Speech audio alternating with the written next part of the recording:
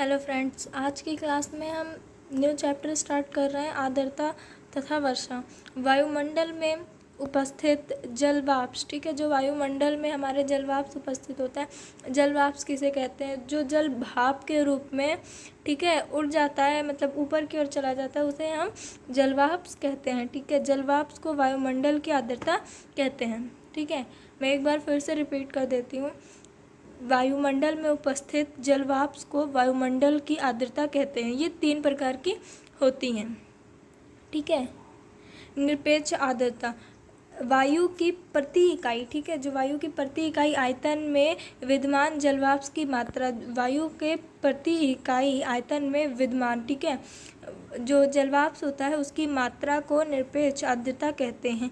इसे ग्राम प्रति घन मीटर में व्यक्त किया जाता है। ठीक है, ये चीज़ें इम्पॉर्टेंट हैं कि इसे ग्राम घन मीटर में व्यक्त किया जाता है। व्यक्त किया जाता है मतलब दर्शाया जाता है। ठीक है, विशिष्ट आर्द्रता, वायु के प्रति इकाई भार में जलवाष्प के भार को विशिष्ट आर्द्रता कहते हैं।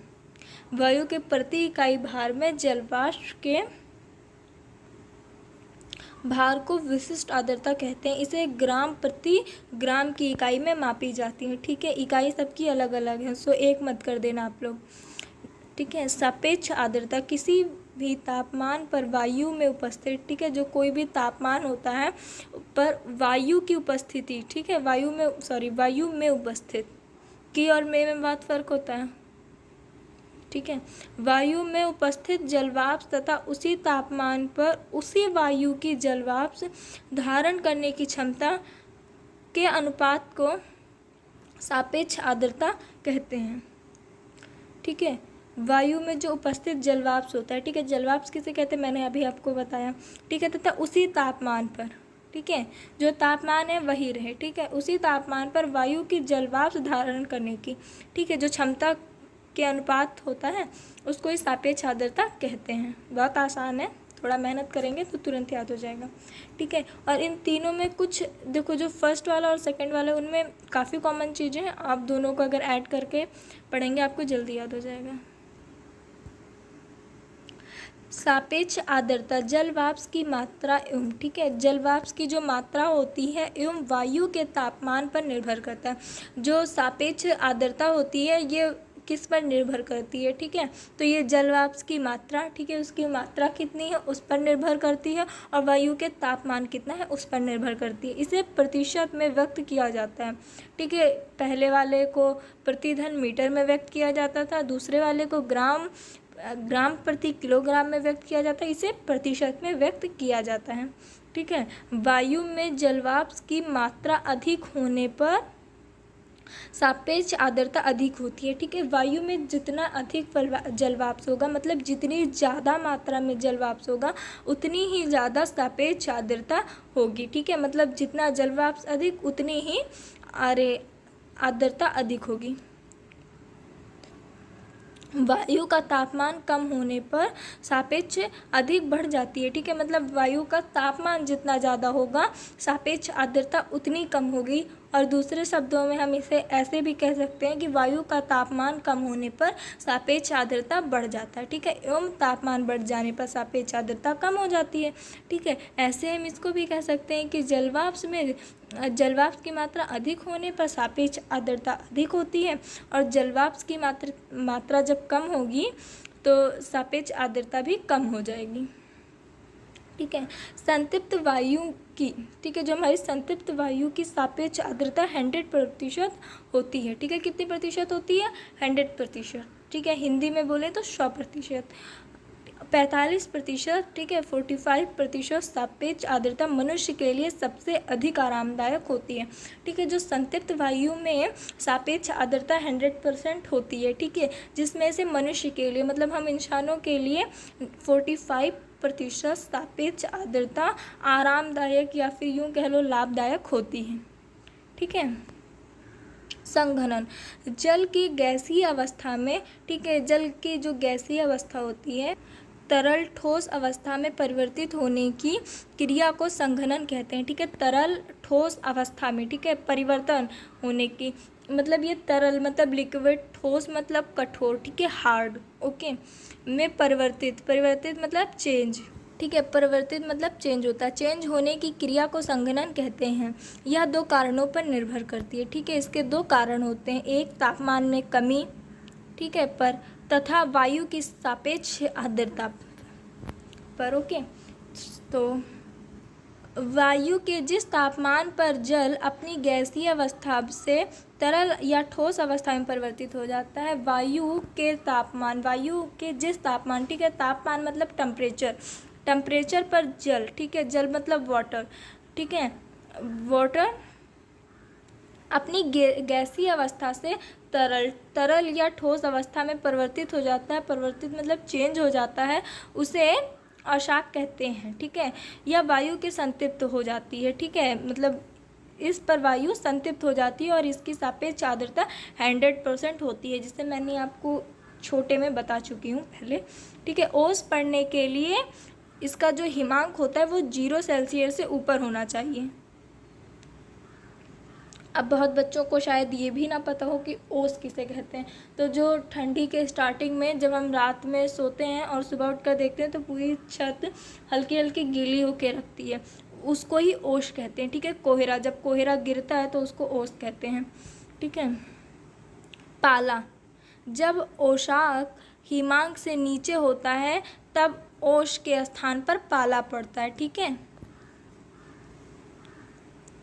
कोहरा, वायुमंडल की निचली परतों में एकत्रित, ठीक है, जो वायुमंडल की नीचे वाली परत होती है मतलब लास्ट लेयर, ठीक है, निचली परत में एकत्रित, एकत्रित मतलब इकट्ठा, ठीक है, इकट्ठा घुल, धूल, कण, धुएं, ठीक है, जो धूल होता है, कण होते हैं, मतलब कण किसके, मिट्टी के, रेत के, किसी भी चीज़ के कण होते हैं, धुएं के रज एवं जल पिंडों को कोहरा कहते हैं, ठीक है। जल पिंड मतलब जल के पिंड, ठीक है, उसको कोहरा कहते हैं।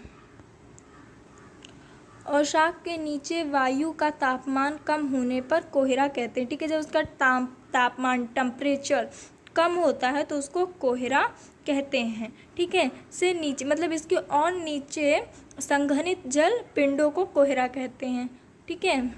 इससे नीचे वायु का तापमान कम होने पर कोहरा का निर्माण होता है, ठीक है।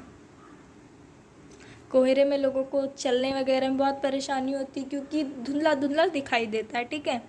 सो धुंध, हल्के फुल्के कोहरे को, ठीक है, जब मतलब जब स्टार्टिंग होती है कोहरे की तो बहुत हल्का फुल्का रहता है, रियर में धुंध टाइप का, ठीक है। तो धुंध किसे कहते हैं, हल्के फुल्के कोहरे को धुंध कहते हैं, ठीक है। इसमें दृढ़ता 1 किलोमीटर से अधिक किंतु 2 किलोमीटर से कम होती है, ठीक है। मतलब इसमें थोड़ी दूर अगर आप चल रहे हैं तो आपको थोड़ी दूर तक कम से कम 1 किलोमीटर तक चीज़ें क्लियर दिखेंगी, ठीक है, या फिर 1 किलोमीटर से थोड़ी ज़्यादा क्लियर दिखेंगी। पर जब मतलब तो इसे धुंध कहते हैं। और कोहरा उसे कहते हैं जब आप सामने खड़े हो और आपको अपने 1 किलोमीटर के अंदर तक की चीज़ें क्लियर ना दिख रही हों, ठीक है।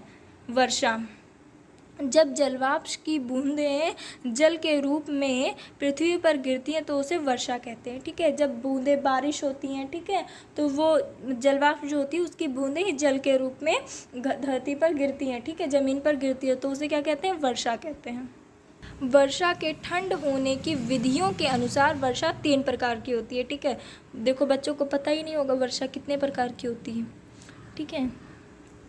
जब भूतल बहुत गर्म हो जाता है, ठीक है, भूतल मतलब हमारी धरती जो है बहुत गर्म हो जाती है, ठीक है, बहुत अधिक टेम्परेचर होता है तो उसके टेम्परेचर मतलब तापमान, ठीक है, तो उसके साथ लगने वाली वायु भी गर्म हो जाती है, ठीक है। देखो अभी किसी गर्म चीज़ पर आप मान लो कि आपने पानी रख दिया, ठीक है, आपने गैस पे पानी रख दिया, ठीक है, तो क्या होगा, पानी भी गर्म हो जाएगा। वैसे ही जब हमारा धरती गर्म रहती है, ठीक है, उसका तापमान बहुत ज़्यादा रहता है तो जो धूल उससे लग के मतलब जाती है तो वो भी गर्म हो जाती है, वायु गर्म होकर फैलती है, ठीक है। वायु क्या है, फैलती है ना, और हल्की हो जाती है या हल्की वायु ऊपर को उठने लगती है, ठीक है। जो हमारी हल्की वायु होती है ये ऊपर की ओर जाने लगती है या फिर यूँ कह लो ऊपर की ओर उठने लगती है, ठीक है, और धाराओं का निर्माण करती है।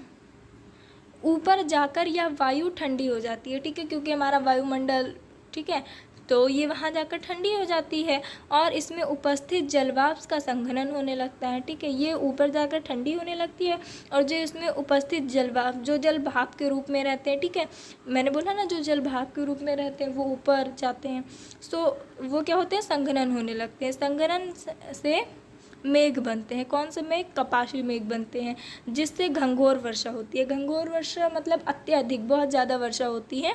ठीक है, उसे स्थानीय वर्षा कहते हैं। ठीक है, अब देखो पर्वतकृत वर्षा, जब देखो जलवाष्प से लदी, ठीक है, जलवाष्प से लदे हुए गर्म वायु को किसी पर्वत या पठार की ढलान के साथ ऊपर चढ़ना पड़ता है। ठीक है, जो पर्वत और पठार हैं हमारे, उनकी ढलान से, मतलब जो ढाल होती है उनके साथ ऊपर चढ़ना होता है, मतलब ऊपर की ओर जाना होता है। ठीक है, तो यह वायु ठंडी हो जाती है। क्यों ठंडी हो जाती है? जब देखो धरती की तरफ से वो लग के गुजरी तो धरती हमारी गर्म थी, तो क्या हुई, वायु गर्म हो गई। और सब जानते हैं पर्वत मतलब बर्फ़ के ही बने होते हैं ना, तो क्या होती है, वायु ठंडी हो जाती है। ठंडी होने से यह संतृप्त हो जाती है और ऊपर चढ़ने से जलवाष्प का संघनन होने लगता है। ठीक है, ये ऊपर चढ़ती जाती है और जलवाष्प का संघनन होता जाता है, इससे वर्षा होती है और इसे पर्वतकृत वर्षा कहते हैं। ठीक है, वर्षा मतलब बारिश। ठीक है, अब देखो चक्रवाती वर्षा, चक्रवातों द्वारा होने वाली वर्षा को चक्रवाती वर्षा कहते हैं। ठीक है, सो ये चैप्टर आपका यहीं तक था। इसमें जितने टॉपिक आपके इस बार सिलेबस में दे के रखे हैं मैंने सारे पढ़ा दिए हैं। ठीक है, और मैंने कोशिश की है वीडियो शॉर्ट में बन जाए। जो ज़्यादा मतलब चैप्टर लॉन्ग होते हैं, बड़े होते हैं, उनको मैं 2 पार्ट में कर देती हूँ कि आप बोर भी ना हो और पढ़ने में भी मज़ा आए। ठीक है, क्योंकि अब आपको चीज़ें रटने से काम नहीं चलेगा। रटने वाला टाइम हाई स्कूल ही तक था, लेकिन चलो इंटर भी जैसे तैसे आपका रट के आप निकाल सकते हो, पर जो बीए वगैरह है, ठीक है, बीएससी है, ग्रेजुएशन टाइम है आपकी, इसमें सिलेबस इतने लॉन्ग होते हैं कि आप कितना रटेंगे, रट कर आप खुद थक जाएंगे। यहाँ पर आपको चीज़ें समझनी होती हैं। ठीक है, रटना जल्दी का काम है, फटाफट रटा हो गया, और समझने में टाइम लगता है। ठीक है, तो इसलिए आप थोड़ा थोड़ा पढ़ें, बोर भी नहीं होंगे और मज़ा भी आएगा जब आपको चीज़ें समझ में आने लगेंगी। तो अभी के लिए इतना काफ़ी है। आप नोट्स अपनी बनाएं। ठीक है, नोट्स पूरी मैंने लिख रखा है और बहुत सरल शब्दों में मैंने नोट्स बनाने की कोशिश की है। अगर फिर भी आपको कुछ नहीं समझ में आ रहा है या वीडियो बनाते वक्त मुझसे कुछ वर्ड्स कट रहे हैं तो प्लीज़ आप मुझे बताएं। ठीक है, आप कमेंट में बताएं, मैं आपको एक शॉर्ट वीडियो सिर्फ़ और सिर्फ नोट्स की बनाकर अपलोड कर दूँगी, जिससे आपको अच्छी तरह से नोट्स मिल जाएंगी। सो आप इसे नोट्स करें, पढ़ें, और आपको नेक्स्ट जो न्यू चैप्टर है वो आपको मिल जाएगा। तब तक के लिए अपने फ्रेंड्स को भी सेंड कर दें, जिससे उन्हें भी आसानी हो और कम से कम समय में उनको भी नोट्स प्रोवाइड हों। ठीक है, और आप लोग भी प्लीज़ चैनल को लाइक एंड सब्सक्राइब कर दें।